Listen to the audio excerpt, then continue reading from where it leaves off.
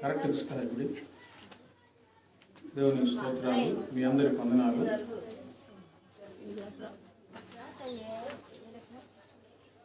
లూకా సువార్త 1వ అధ్యాయం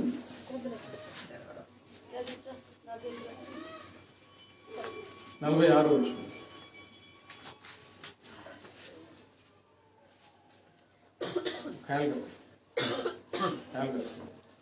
లూకా సువార్త 1వ అధ్యాయము 46వ వచనంలో, అప్పుడు మరియా ఇట్లా, నేను నా ప్రాణము ప్రభువుని ఘనపరచుచున్నది, ఆయన తన దాసురాలి దీనస్థితిని కటాక్షించింది. ఈ 2 మాటలు ఈరోజు ధ్యానం చేసుకున్నాం. యేసు ప్రభు వారు మరియా గర్భంలోనికి వచ్చిన తరువాత ఆమె నోటి నుండి వచ్చిన కృతజ్ఞతతో పలికిన మాటలు, ఆ దినాలలో యేసు ప్రభు వారు పుడతాడని ముందుగానే ప్రచారం ఉన్నది. మెస్సయ్య వస్తాడన్న సంగతి ఎదురు చూస్తూ ఉన్నారు. బెత్లెహేములో పుడతాడని రాయబడి ఉంది. కన్యక గర్భంలో జన్మిస్తారని రాయబడి ఉంది. దీనుడై వస్తాడని రాయబడి ఉంది. కన్యక పేరు మాత్రం చెప్పలేదు. ఆ దినాలలో మరియా భాగ్యం పొందుతుంది. చాలామంది ఆశ్చర్యపోయి ఉంటారు, ఏమా అని, ఈమె గర్భంలోనికి దేవుడు వచ్చాడా అని నమ్మినవారు. కొంతమంది వివాహాలు చేసుకోకుండా కన్యక గర్భంలో క్రీస్తు పుడతాడని ప్రవచనం ఉంది కదా అని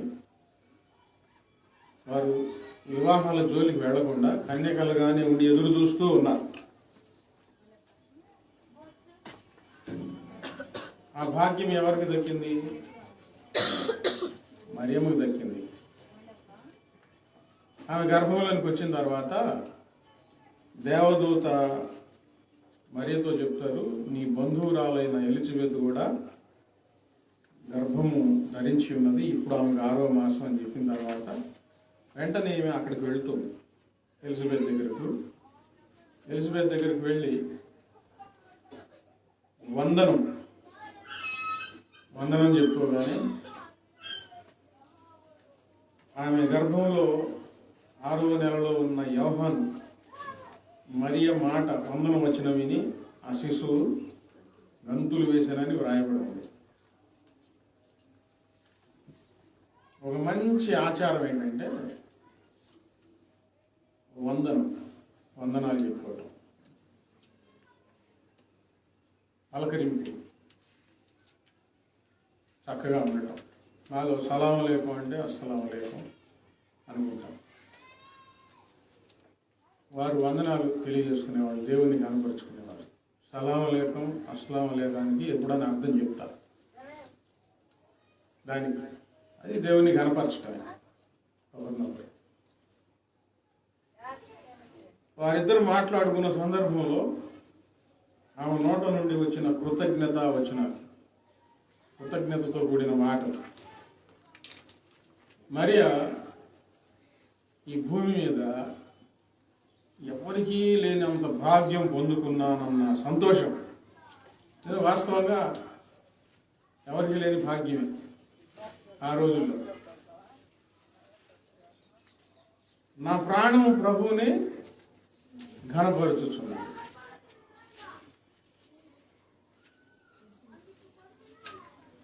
భగవంతుడు, సృష్టికర్త అయిన దేవుడు ఉన్నాడు,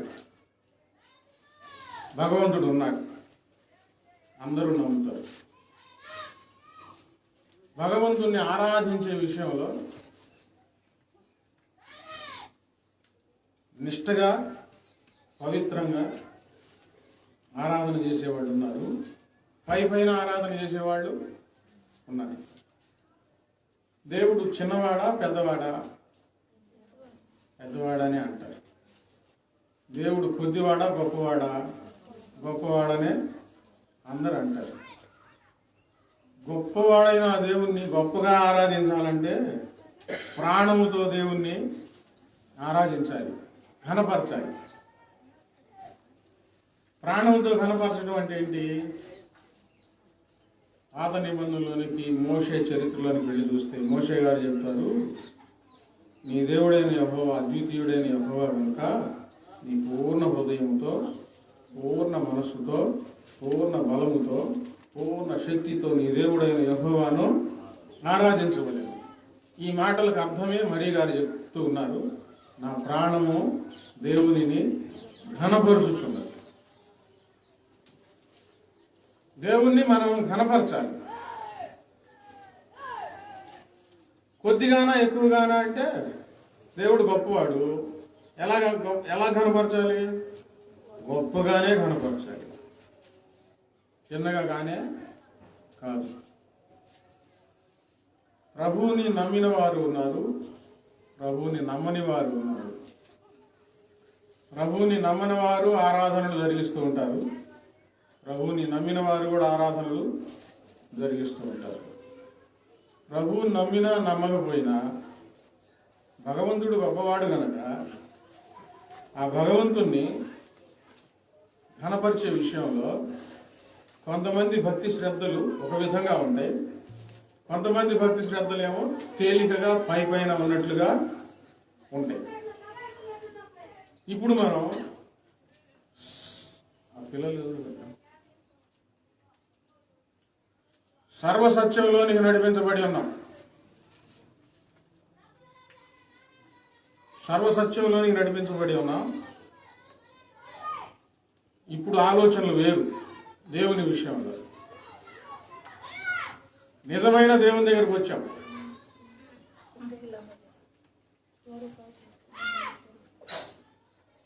మన కొరకు ప్రాణం పెట్టిన దేవుని దగ్గరకు మనము వచ్చాం.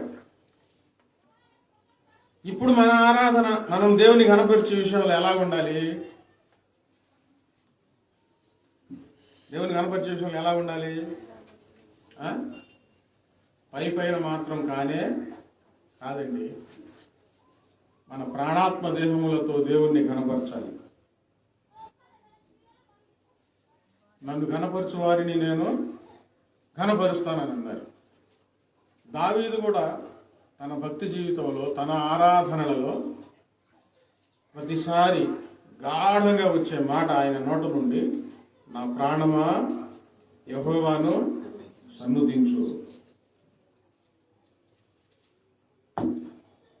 ఎవరికి చెబుతున్నారు?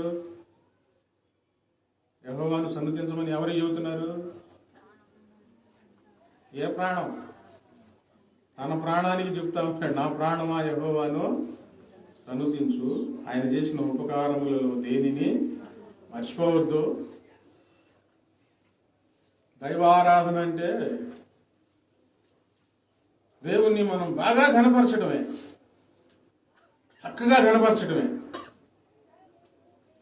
మత్తయి సువార్త 15వ అధ్యాయము 19వ వచనంలో, 19 చదవండి. మత్తయి సువార్త 15వ అధ్యాయము 9వ వచనంలో, ఈ ప్రజలు తమ పెదవులతో నన్ను ఘనపరచుదురు గాని వారి హృదయం నాకు దూరంగా ఉన్నది అని యేసు ప్రభు వారు బాధపడుతూ చెప్పారు.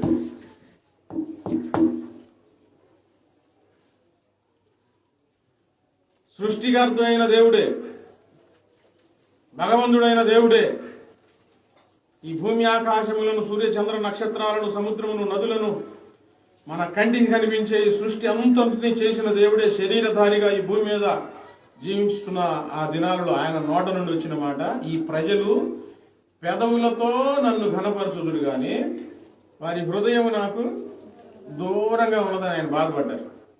ఘనపరుస్తున్నారు దేవుణ్ణి ప్రాణంతో కాదు, హృదయంతో కాదు, పెదవులతో ఘనపరుస్తూ ఉన్నారు. యేసయ్య మంచి దేవుడు, ప్రార్థన ఆలకిస్తాడు, ప్రార్థన జవాబిస్తాడు, స్వస్థపరుస్తాడు. ఆయన చాలా మంచి దేవుడు, చాలా గొప్ప దేవుడు. ఈ మాటలన్నీ దేని ద్వారా వస్తున్నాయి? దేంతో వస్తున్నాయి? పెదాలతో వస్తున్నాయి. నేను చాలాసార్లు చెప్పిన సందర్భం ఇప్పుడు కూడా గుర్తు చేస్తున్నాను. నూతన దినాలలో మందిరంలో నేను ఉన్నప్పుడు ఆ నూతన దినాలలో ఉన్న భక్తి చాలా ప్రత్యేకంగానే ఉంటుంది. అందరూ పాటలు పాడుతూ ఉన్నారు, చప్పట్లు కొట్టి కళ్ళు మూసుకొని మనసారా దేవుణ్ణి ఆరాధిస్తూ ఉన్నారు. అందులో నేనున్నాను. ఒక పాప చాలా బాగా ఆరాధిస్తూ ఉంది, కళ్ళు మూసుకొని ఏదయ్యా స్తోత్రమైన పాటలు పాడుతూ ఉంటే అంత భక్తి నాకెప్పుడు వచ్చిద్దా అనుకున్నాను. దేవుని ఇప్పుడు ఏం చేస్తుంది? ఏమే ఈ తల్లి ఘనపరుస్తూ ఉంది. బాగా ప్రార్థనకి పోయిన తర్వాత వచ్చి ఈ పాపిష్టి లోకంలో, ఈ మురికిలో నేను ఎప్పుడు అట్లా ఎదుగుతాను అనుకుంటున్న సమయంలో అదే అమ్మాయి ఒక పాపను ఎత్తుకొని గబా గబా పరిగెత్తుతూ అక్కాయ్ అక్కాయ్ అని పిలుస్తూ ఉంది. అమ్మో ఏందో అయింది ఈ అమ్మాయికి, సహాయం చేద్దాం. నేను పరిగెత్తుకుంటా వెళ్ళాను. ఏందమ్మా అని అక్కడే రోడ్డు మీద. ఏం లేదన్నయ్య, అక్కయ్య ముందే వెళ్తుంది, సినిమాకి వెళ్తున్నాం లేనండి. మందిరంలోనేమో మామూలు ఆరాధన కాదు. ప్రార్థన అయిపోయిన తర్వాత, చర్చ అయిపోయిన తర్వాత ప్రోగ్రాం ఏంది? సినిమాకి. ఇప్పుడు మనం ఆలోచిద్దాం, ప్రాణంతో దేవుణ్ణి కనపరిచిందా? పెదవులతో దేవుణ్ణి కనపరిచిందా? ఈమె హృదయం ఎక్కడుంది? హృదయం ఎక్కడుంది? యేసుప్రభు వారి గురించి చెప్పమంటే పేకాట ఆడేవాడు చెబుతాడు, తాగుబోతాడు కూడా చెబుతాడు. నీకేం తెలుసు యేసుప్రభు వారి గురించి? హృదయం మందు షాప్ మీద ఉంటుంది. హృదయం పిచ్చి పిచ్చి అలవాట్ల మీద ఉంటుంది. చిన్నప్పుడు మా జాని ఇవన్నీ మాటలు ఎందుకండి, వాక్యం చెప్పకుండా అనేవాళ్ళు ఉండాలి. వాళ్ళ విధానాలు వేరు, నా విధానం వేరు.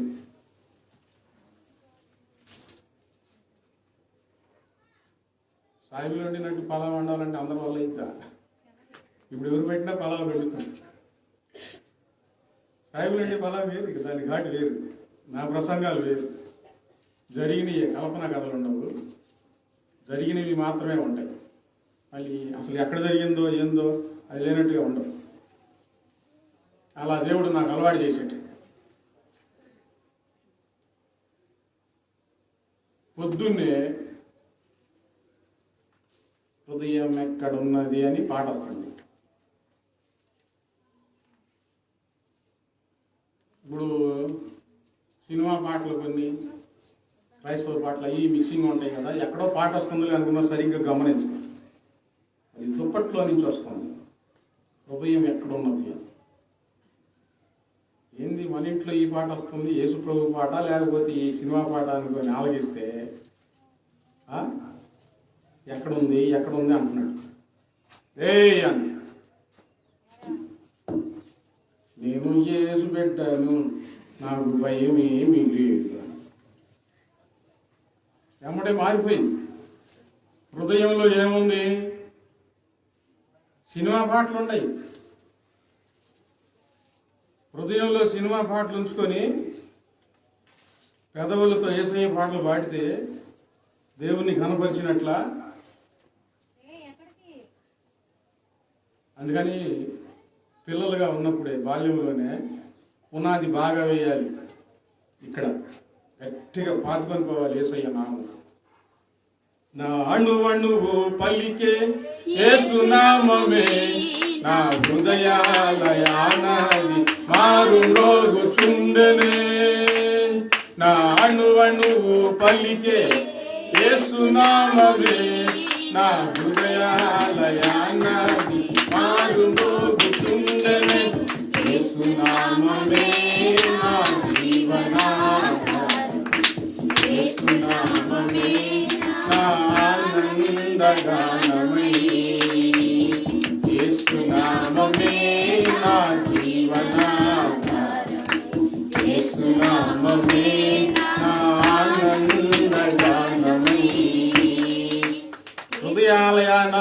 యేసయ్య నామము మారు మ్రోగాల అణువులో యేసు నామం పలకాలండి, మారు మ్రోగాలండి. దేవుడు అది కోరుకుంటున్నాడు. దేవుణ్ణి ఘనపరచాలి. ఎలా ఘనపరచాలి? పెదవులతో కాదు, మన హృదయముతో. దేవుని ఘనపరిచే 3 విషయాలు.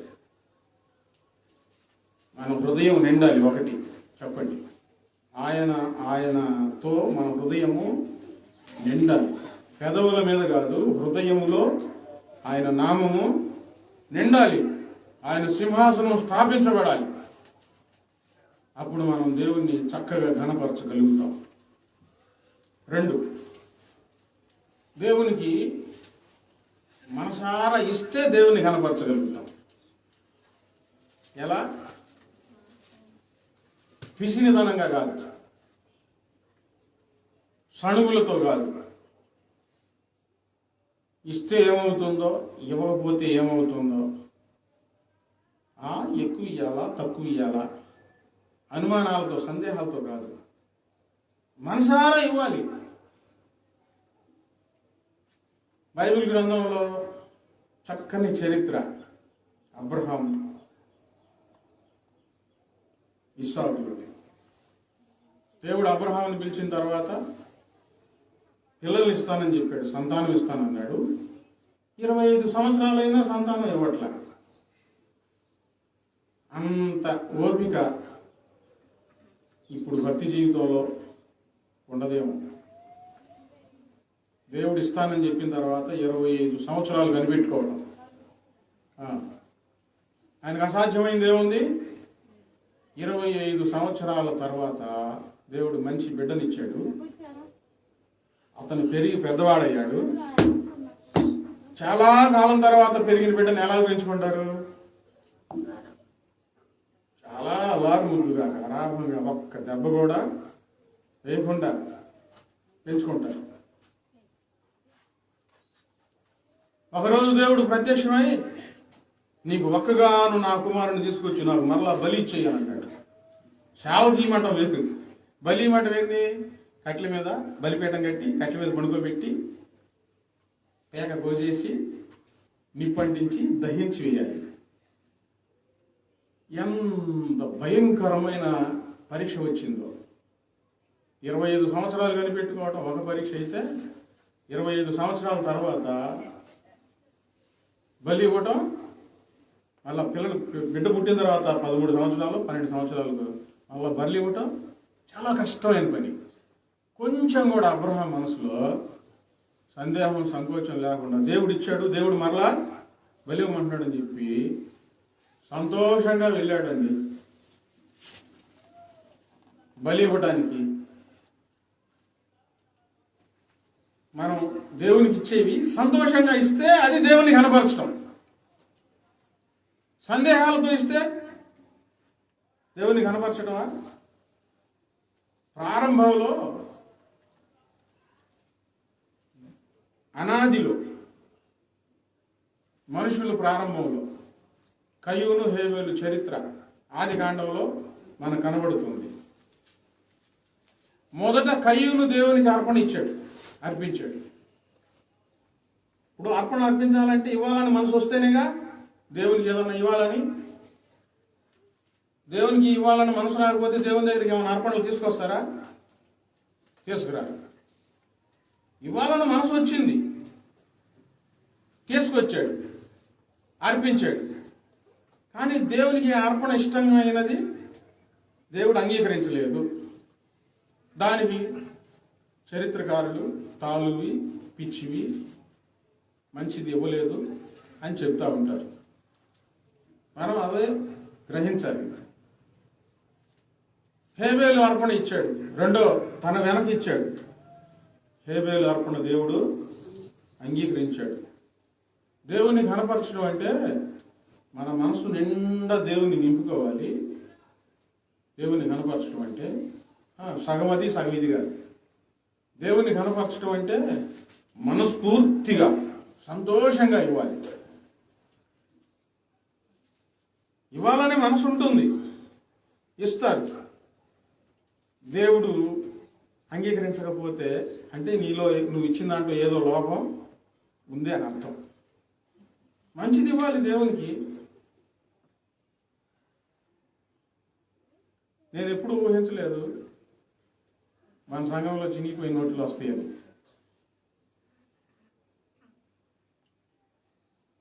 ఇస్తుంది నాకు కాదు, పాస్ గారే మార్చుకుంటాడులే అనుకుంటే ఇస్తుంది నాకు కాదు. ఎవరికి ఇస్తున్నారు? మరి ఎవరు వేస్తున్నారో నాకు అర్థం కావట్లేదు. ఇప్పుడు వచ్చే కాలం ఇక్కడ ఉన్న వాళ్ళే వేసేది. కళ్ళు మూసుకోగలి ఎవరు చేసి వెళ్తున్నారా? వేసి వెళ్తున్నారా? చల్లది. నేను చెప్తా ఉన్నానంటే ఆ మనస్తత్వం ఎట్లా ఉంటుంది? అది దేవుడికి ఇవ్వాలని వచ్చారు, అది అంగీకారం అవుతుందా? దేవుని కనపరిచినట్టేనా? అవమానపరిచినట్లా? కనపరిచినట్లా అవమానపరిచినట్లా? చిన్నప్పుడు పిల్లకాయలు ఆటలాడుకుంటా అరే నేను కొనుక్కున్నారా, నీకు కూడా కొంచెం పెడతానని చెప్పి చెయ్యి దోపు పెడతానని చెప్పి ఆడి చేతిలో పెట్టి మళ్ళీ ఈడే తీసుకుంటాడు. ఇస్తానని చెప్పింది ఈయనే, పిలిచింది ఈయనే, ఇదిగో పెట్టు అని చెప్పి మళ్ళీ నోట్ వేసుకొని అంటుంటాడు. అవమానపరుస్తున్నాడు. కానీ కనపరచడం అంటే ఏంటి? తన చేతిలో ఉన్నదంతా తనకిచ్చి నేను తర్వాత కొనుక్కొని తింటాను, నువ్వు తిను అని అన్నాడు అనుకో, అతన్ని కనపరిచినట్లు.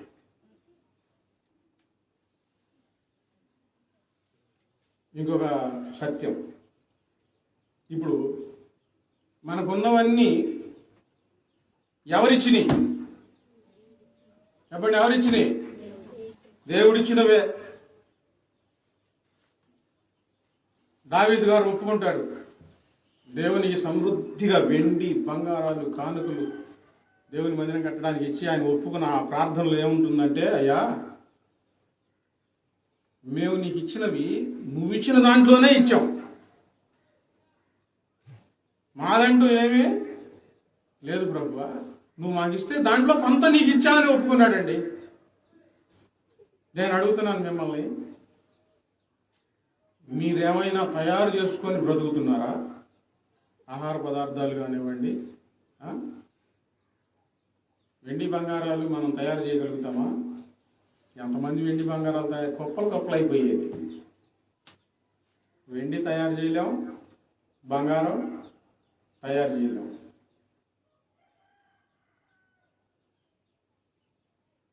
నెయ్యి తయారు చేస్తారు, వినండి. పెరుగు తయారు చేస్తారు, పెరుగులో నుంచి వెన్న తయారు చేస్తారు, వెన్నలో నుంచి నెయ్యి తయారు చేస్తారు.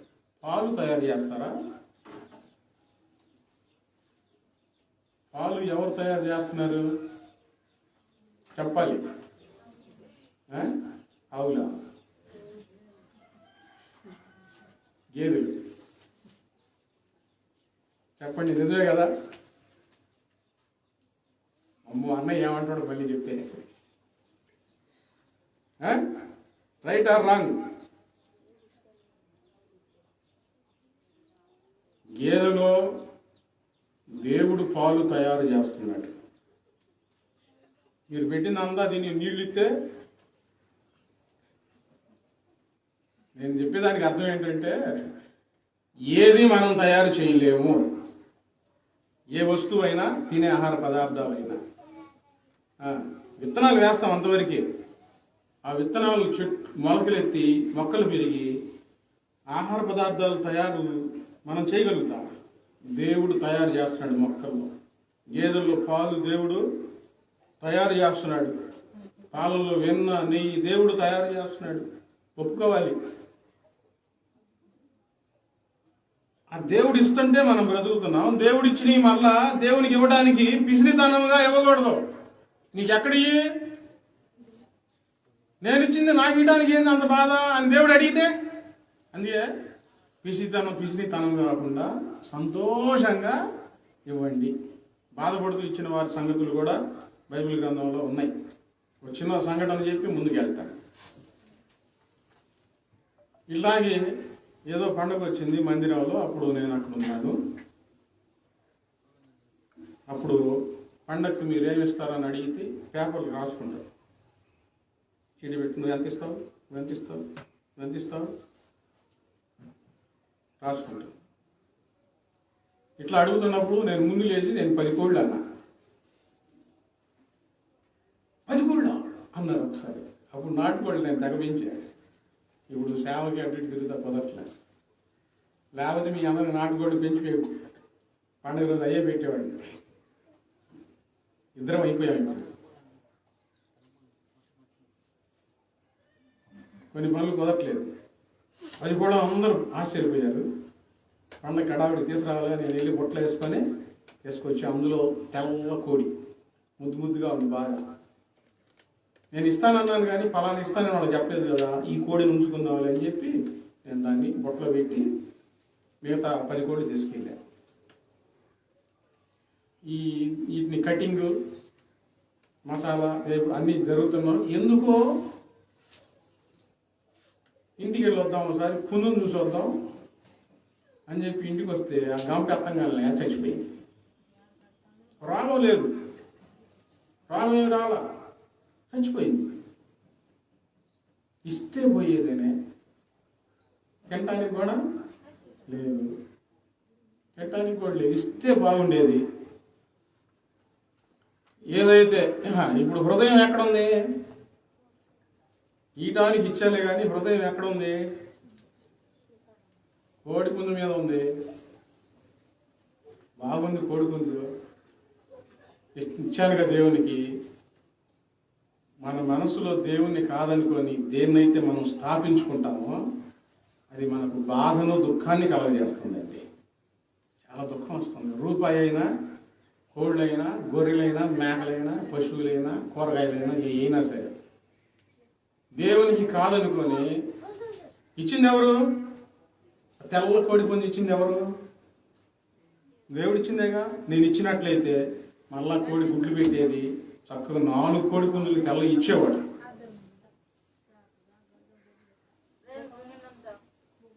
నిజంగా జరిగింది. మనసు నిండాలి.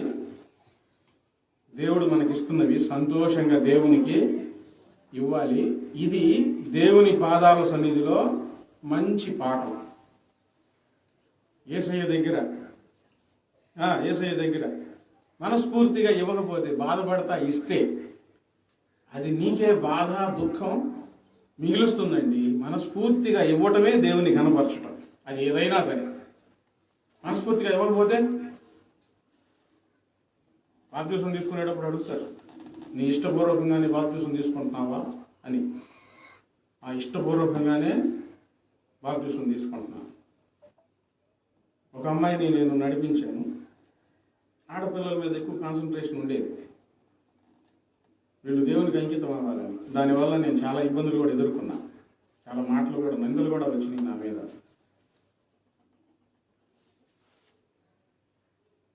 ఇక్కడ గవర్నమెంట్ ఆసుపత్రుల్లోనూ ఎక్కడో ఏదో ఉద్యోగానికి వచ్చారు తల్లి కూతుళ్ళు ఇద్దరు. చెప్తే విన్నది, బాగా మందిరానికి వచ్చింది, బాప్తిసం తీసుకుంది. నేను సంతోషించాను. దేవుడు నా ద్వారా ఒక ఆత్మను నడిపిస్తున్నాడు. ఒకరోజు మా ఇంట్లోనో వాళ్ళ ఇంట్లోనో వచ్చి కూర్చుంది. మా అమ్మ ఉంది, ఈ పాస్టర్ గారు ఉన్నారు. అమ్మయ్య, అసలు నువ్వు మమ్మల్ని వదిలిపెట్టేసావు. నేను బాప్తిసం ఎందుకు తీసుకున్నాను అనుకున్నా? నిన్ను చూసి తీసుకున్నా. యేసు ఎవరో నాకు తెలియదు అన్నది. ఇప్పుడు మనస్ఫూర్తిగా దేవునికి తన జీవితాన్ని ఇచ్చిందా? మనిషిని బట్టి జీవితాన్ని దేవునికి ఇచ్చిందా? బాప్తిసం తీసుకుంది, వాళ్ళ అమ్మ కూడా ఉంది పక్క. నాకు అప్పుడు కొత్త, ఏం చేయాలా? మేము పిలిచినప్పుడల్లా ఇంటికి వచ్చి ప్రార్థన చేస్తేనే యేసు ఎవరో మాకు తెలుసా? నీ మంచితనాన్ని బట్టేగా మేము బాప్తిసం తీసుకుంటే మమ్మల్ని పట్టించుకోకుండా వదిలేసేసేస్తాయింది. వాళ్ళ అమ్మేమయ్యా పిచ్చిదయ్యా, దాని మాటలు పట్టించుకోబాకయ్యా.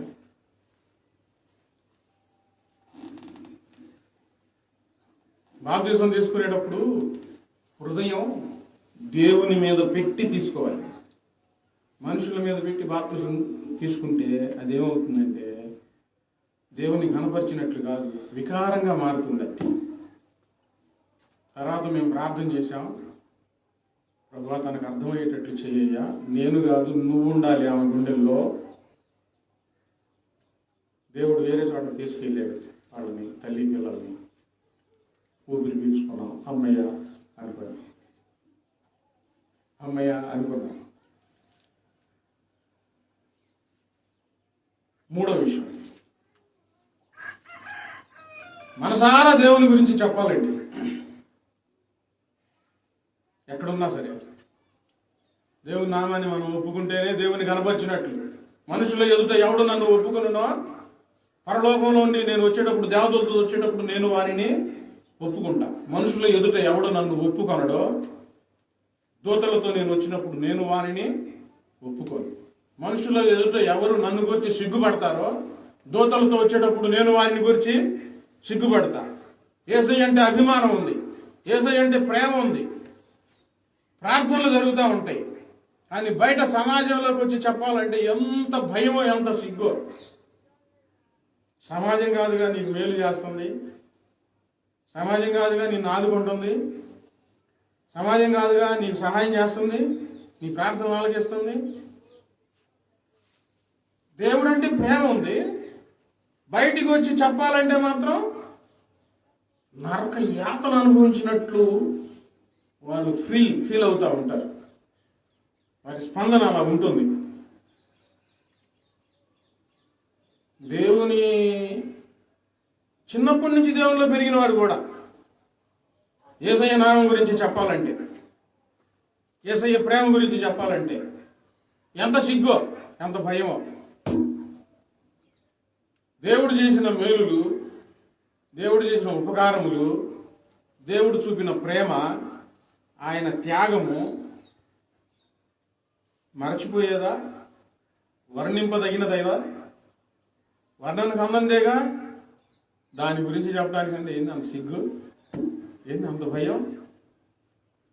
నా మనసులోనే పెట్టుకుంటాను, నా మనసులోనే దేవుని చూసుకుంటాను, వాళ్ళతో నాకెందుకు, నేను ఎవరికి చెప్పనే చెప్పను. దేవుని గురించి చెప్పకపోతే నువ్వు ఆయన ఎలా కనపరిచినట్లు అవుతావు? ఎలా కనపరిచినట్లు అవుతుంది? చెప్పాలండి మనం దేవుని ప్రేమ గురించి చెప్పాలి. అందుకే దేవుడు పిలిచింది. ఎందుకంటే మీలో, మీ నోట ఆయన మాటలుంచి, మీ హృదయాల్లో ఆయన వాక్యాలుంచి, మీ హృదయంలో ఆయన నివాసం చేసి, ఇదిగో దేవుడు మనకు సహాయం చేసేవాడు, ఇదిగో దేవుడు మనల్ని ఆదరించేవాడు, మీ నుండి చెప్పడానికి ఆయన మిమ్మల్ని పిలుచుకుంది. మీరు దేవుని గురించి సిగ్గుపడినంతకాలం, దేవుని గురించి చెప్పనంతకాలం దేవుని ఘనపరచలేరు. దావీదేమంటాడు? ఎలుగెత్తి చాటించండి, అన్యజనులలో ఆయన నామమును ప్రకటించండి. రాజులారా, భూపతులారా, మా దేవుని మీరు ఆరాధించండి. అలాగాదులే. 3 విషయాలు. మది నిండా దేవుడు ఉండాలి, మనసారా ఇవ్వాలి, మనసారా ఆయన ప్రేమను మనము చాటించాలి. ఘనపరచడం అంటే అది. 2వ వాక్యం ఏంది? ఆయన తన దాసురాలి దీన స్థితిని కటాక్షించెను. మరియా దీనురాలుగా బ్రతికింది. దీనస్థితి అంటే పేదరికం ఒకటి. దీనస్థితి అంటే పేదరికం. దీనస్థితి అంటే హృదయ అంతరంగపు స్వభావం. అంటున్నారా? ఈ హృదయంలో ఉండే అంతరంగపు ఒక మంచి లక్షణం. బాగా గుర్తుపెట్టుకోండి ఈ మాటలు. దేవునికి ఎవరు బాగా ఇష్టలు అవుతారంటే, దీనులుగా ఉన్నవారు మాత్రమే దేవునికి ఇష్టలు అవుతారు. ఆయన అహంకారులను ఎదిరించి దీనులకు కృప చూపిస్తాడండి. దీనులను ఆయన లేవనెత్తుతాడు, దీనులను ఆయన ఆదరిస్తాడు. ఇంతకుముందు భక్తి జీవితం ఏమో కానీ ఏది యేసు ప్రభు వారి దగ్గరికి రాకముందు. ఇప్పుడు మనం అందరం ఎలా ఉండాలి చెప్పండి? అందరూ ఎలా ఉండాలి? దీనులముగానే బ్రతకాలి. దీనస్థితి అంటే ఒకటి పేదరికం, రెండవది హృదయాంతరంగం యొక్క మంచి లక్షణం. చాలా ఇష్టమైనది ఏంటంటే దీనులంగా బ్రతకటానికి మనం దేవునికి ఇష్టమైంది. కొంతమంది పేదవాళ్ళు ఏమి లేకపోయినా చాలా అహంకారంతో ఉంటారు. కొంతమంది ధనవంతులు చాలా మెత్తని స్వభావం కలిగి ఉంటారు. ధనవంతులైనా పేదవారైనా అహంకారం ఏలకూడదు. అహంకారం ఎప్పుడైతే మనకు వస్తుందో దేవుని మనం దూరం చేసుకుంటాము. ఇకంతే. ఈ ప్రపంచానికి సమాధానం చెప్పే అంత నోరు తెలివి ఉండొచ్చు, అందరూ భయపడవచ్చు. ఆ నోరు తెలివి ఎందాక తీసుకొని వస్తుందంటే దేవుడు నీకు ఎదిరిస్తాడు. దేవుడు ఎదిరిస్తాడు. ఇప్పుడు ఇద్దరు పిల్లలు, మన పిల్లలు కానివ్వండి, వేరే వాడు కానివ్వండి, ఒకడు బలహీనుడు, ఒకడు బలవంతుడు. ఈ బలవంతుడైన ఆయన బలహీనుడిని చొక్కా పట్టుకొని అటు ఇటు తిప్పి కొడతా ఎగతాళి చేస్తా ఉన్నారు. అది మీ కంటపడింది అనుకోండి, నాకెందుకులే అని పోయేవాళ్ళు ఉంటారు. కొంతమంది ఏం చేస్తారు తెలుసా? ఈ బలహీన పక్షాలను నిలవబడి, ఏయ్ ఏంది, ఎందుకు అతన్ని అలా హింసిస్తున్నావు అడుగుతారా? అడగరా? నా జీవితంలో జరిగింది ఆ సంఘటన. చాలా పెద్ద ప్రమాదం నుంచి నేను బయటపడ్డా. ఒక గుట్టోడిని నింపితే నేను చెప్పిన సంఘటనే గొడవ చేస్తామంటే నేను ఆడే ఉన్నాను, చూస్తూ ఉన్నాను. నాకు రాని ఓక్రం వచ్చేసింది. అప్పుడు పెళ్ళి అవ్వలా. కోట్లాటలంటే మహా రుచి నాకు. అప్పుడు అసలు ఎవరు నాకు వెనక్కి తిరిగే అలవాటు అసలు నాకు లేదు. దేవుళ్ళకి వచ్చిన తర్వాత దేవుడు చిన్నగా తీసివేసేసాడు. అండ్ కొడుతుంటే నేను గబా వెళ్ళి ఈ అబ్బాయి పక్షాన దాని మన కాలు తీసుకొని పట్లో కొట్టాడు, కింద పడిపోయాడు. వెళ్ళి కొట్టుకుంటున్నాడు. గడగడ నాకు కొడుకు వచ్చింది. నాకెందుకు? చాలాసేపు లేవలా, అయిపోయాడు, చచ్చిపోయాడు అనుకున్నా. నా కళ్ళారా చూసి ఒక మనిషిగా నేనే ఆ దీనుని పక్షాన అబ్బాయిని నేను అట్లా అంతగా దెబ్బ కొడితే, దేవుడు అహంకారులను ఎదిరించి దీనులకు కృప చూపిస్తాడండి. ఎదిరిస్తాడు దేవుడు, ఎదిరిస్తాడు అహంకారుడు. అహం ఎప్పుడు వస్తుంది? అహంకారం మన మన మన మన ఇంటిలోనికి, మన హృదయంలోనికి ఎప్పుడు వస్తుంది? కొంచెం డబ్బు పెరిగితే. ఎక్కువ కూడా కాదు, కొంచెం డబ్బు పెరిగితే, కొంచెం జ్ఞానం వస్తే, కొంచెం తెలివితేటలు వస్తే, ఒక మంచి హోదాలో ఉంటే వెంటనే ఒకడొచ్చి కూర్చుంటాడు అహంకారుడు. వాడొచ్చి కూర్చొని నీ స్టేటస్ ఎంత, నువ్వేంది వచ్చేసింది. దేవుని పిల్లలంగా దీనిని మనం ఏలనివ్వకూడదు, రానివ్వకూడదు. దేవుడు మనకు వరాలు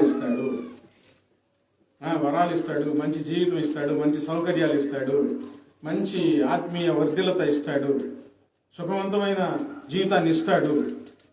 అవి వచ్చినప్పుడు అహాన్ని ఆహ్వానించకూడదు. ఎదిగే కొద్దీ దేవునిలో ఒదిగిపోవాలి, దీనులముగా రానివ్వకూడదు. చాలా సులువుగా వస్తుంది అది. దీనులముగానే బ్రతకాలి.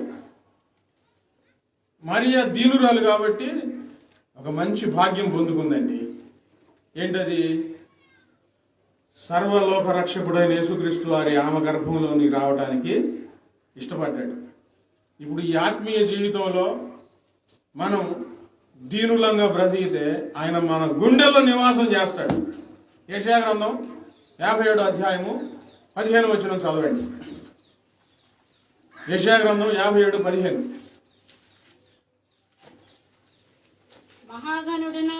మహాగణుడును మహోన్నతుడును మహోన్నతుడును పరిశుద్ధుడును నిత్య నివాసి అయిన వాడు ఇలాగు సెలవిచ్చుచున్నాడు. నిత్య నివాసి అయిన వాడు ఇలాగు సెలవిచ్చుచున్నాడు. నేను మహోన్నత దేవుడు ఎవరు? ఆయన గురించి ఆయన చెప్పుకుంటూ రాసిన మాటలు. మహోన్నతుడు, మహాగణుడు, పరిశుద్ధుడు, నిత్య నివాసి అయిన దేవుడు అండి. ఇంకా ఎన్నో వర్ణనలు ఉన్నాయి. నేను మహోన్నతమైన పరిశుద్ధ స్థలములలో నివసించువాడను, అయినను వినయం గల వారి ప్రాణమును ఉజ్జీవింపజేయుటకు, నలిగిన వారి ప్రాణమును ఉజ్జీవింపజేయుటకును, ఎవరి ప్రాణాన్ని? వినయం గల వారి ప్రాణమును ఉజ్జీవింపజేయుటకు. అవిధేయులైన ప్రాణమా? వినయం. దీనత్వం యొక్క సువాసన ఏంటంటే వినయం. చెప్పండి ఏంటి దీనత్వం యొక్క సువాసన? వినయం. వినయం లేకపోతే విధేయత. అదే వినయం లేకపోతే దేవుడు మీ దగ్గరకు రాలేడు. అందుకని మనం వినయం గలవారై ఉండాలి. దేవుని పాదాల సన్నిధిలో దీనులమై ఉండాలి. నలిగిన వారి ప్రాణం ఉజ్జీవింపజేయటం. నలిగిపోవడం అంటే ఏంటి? ఇంట్లో వాళ్ళు కానివ్వండి, ఇరుగు పొరుగు వాళ్ళు కానివ్వండి, సూటిపోటు మాటలని అన్యాయం చేసి అబద్ధంగా ప్రచారాలు చేసి నిందలు వేస్తామంటే మన ప్రాణం ఏమవుతుందంటే నలిగిపోతూ ఉంటుంది. తిరిగి మాట్లాడలే కదా. పాము టచ్ చేస్తే బుసగొట్టింది, పైకి ఎగిరి. వానపాము తిరిగి మాట్లాడలేదు, నలిగిపోతూ ఉంటుంది. బయట వారి సంగతి ఏమో కానీ అమ్మ మీ జీవితంలో కొంచెం వినయం కలిగి దీనత్వంతో నలిగిపోతూ ఉండండి. పర్వాలేదు. మాటలు అంటూ ఉంటే, అన్యాయం చేస్తూ ఉంటే, ఘోరం జరుగుతూ ఉంటే కన్నీళ్లతో ప్రార్థన చేసుకుంటూ ఉండండి. పౌలు గారు అంటారు, నా స్వజనుల వలనమైన ఆపదలోను, యూదుల కుట్ర వలనను, సహోదరుల వలన కలిగే ఇబ్బంది వలనను, ఆత్మీయ దొంగ బోధకుల వలనను, వీరందరి మధ్యలో ఆయన జీవిత ప్రయాణాన్ని ఎలా కొనసాగించాడంటే మారు మాట మాట్లాడకుండా, ఇంతకుముందు క్రూరుడుగా, ద్వేషించేవాడిగా, దూషకుడిగా ఉన్న అతను దేవుళ్ళు ఎలాగ మారిపోయాడంటే అపొస్తలుల కార్యములు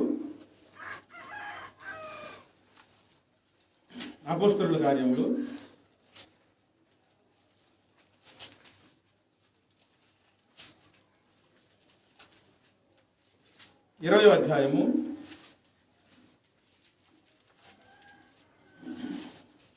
18వ వచనంలో, నేను ఆసియాలో కాలు పెట్టిన దినం నుండి ఎల్లకాలము మీ మధ్య ఎలాగూ నడుచుకుంటునో మీరే ఎరుగుదురు. తన జీవితం గురించి, నేను ఎలాగూ మీ మధ్య నడుచుకున్నా, ఒకప్పుడు ఎలాగ ఉండేవాడిని, మీ మధ్య ఎలాగ నడుచుకుంటున్నాను అని చెప్తూ, యూదుల కుట్ర వలన, కొంతమంది ఆయన మీద కుట్ర చేశాడు.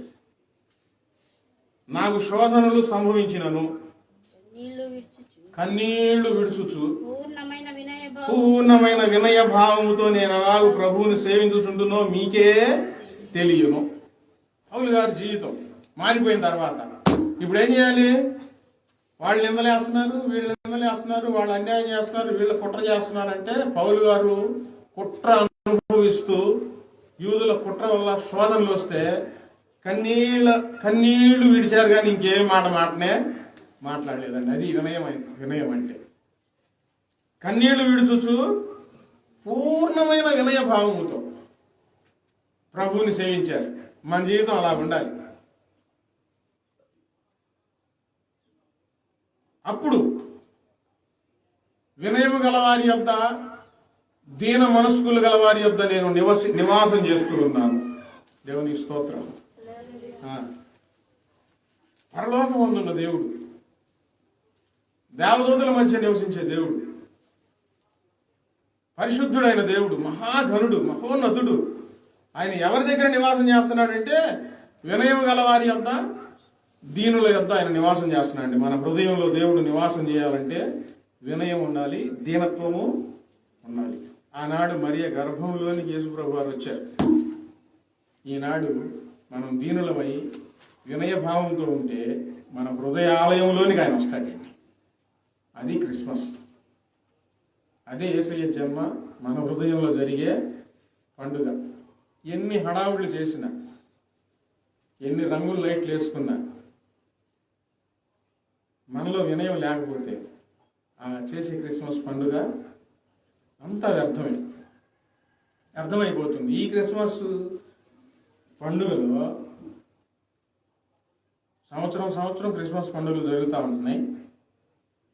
డిసెంబర్ 25వ తేదీ జరుగుతూ ఉంటాయి. పెద్దలు నిర్ణయించారు, ఆ నిర్ణయాన్ని బట్టి జరుగుతూ ఉన్నాయి. ఇప్పుడు మీరు ఎదుర్కొనే సమస్య ఏంటంటే, డిసెంబర్ 25 యేసుప్రభు వారు పుట్టారని మీ బైబిల్లో ఉంటే చూపించండి అని అడుగుతున్నారు. మేము చూపించమని అన్నాను. ఆయన పుట్టాడు, జన్మించిన మాట వాస్తవం, అది దైవ నిర్ణయం. ఈ నెల అంతా పండుగ జరిగిద్ది. నెలలో ఏ రోజైనా చేసుకో. ఒకరోజు నిర్ణయం అయింది పెద్దల ద్వారా, దైవ నిర్ణయం అదే కావచ్చు.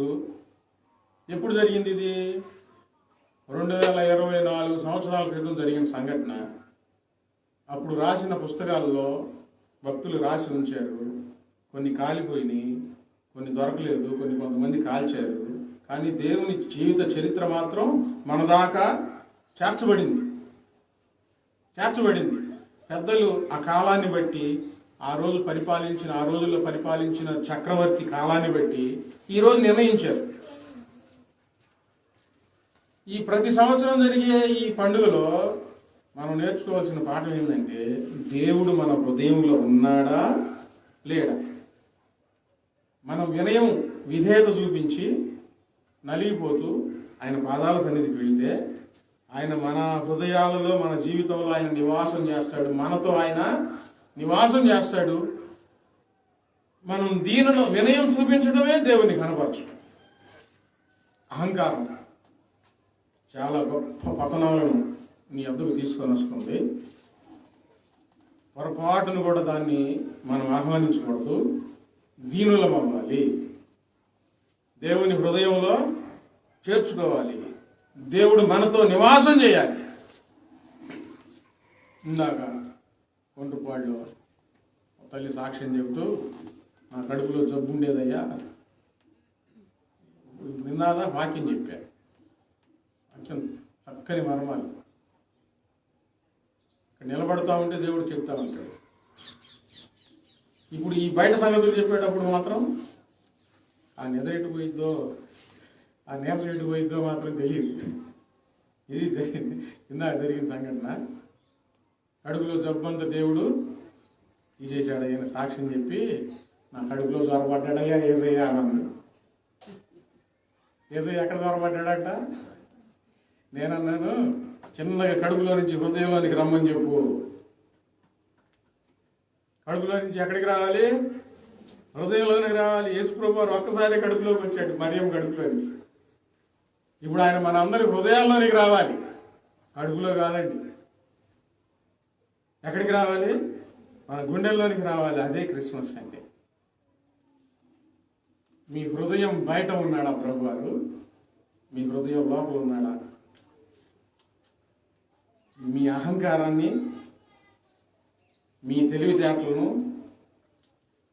మీ జ్ఞానాన్ని విడిచిపెట్టి వినయముతో ఆయన పాదాల సన్నిధికి రండి. ప్రభువా, నా హృదయంలోనికి రా ప్రభువా, నీ దీనులు అవ్వండి. మేము మారము, మేము ఎప్పుడు ఇంతే అనుకుంటే దేవుని చేదార్చుకుంటారు, చేతులారా దేవుని పోగొట్టుకుంటారు. మనం ఎంత దీనులమైతే అంత మన హృదయంలోనికి ఆయన వస్తారు. ఎందుకు దీనులం అవ్వాలో ఒక్క మాట చెప్పి నేను ముగించి ప్రార్థన చేస్తాను. తర్వాత మనకు పనులు ఉన్నాయి. యేసు ప్రభు వారు శక్తివంతుడా, శక్తిహీనుడా? చాలా చాలా శక్తివంతుడు. యేసు ప్రభు వారు బలవంతుడా, బలహీనుడా? చాలా బలవంతుడు. ఎంత బలమో ఎవ్వరి ఊహలకు అందదు.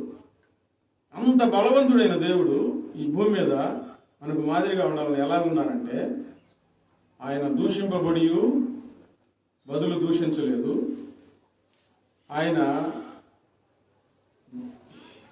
ఆయనను ద్వేషించే వారిని బదులు మాట్లాడక బెదిరింపక పేతురు పత్రికలో రాయబడి ఉండేది. ఆయన తిరిగి ఎవరిని బెదిరించలేదండి, ఎవరిని బెదిరించలే.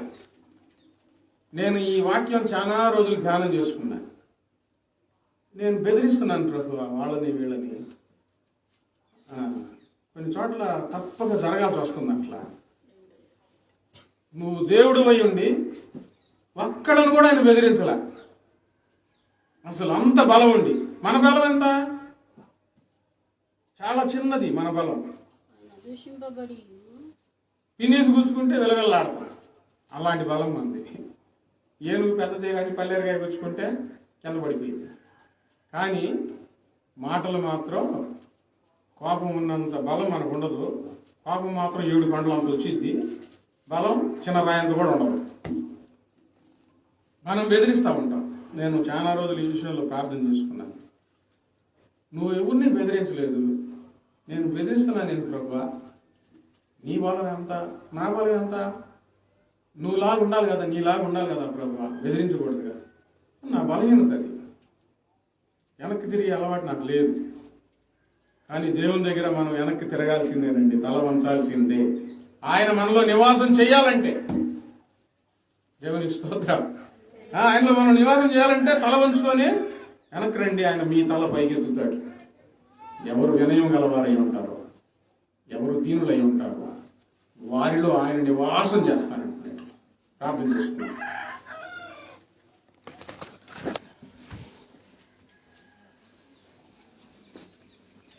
అరే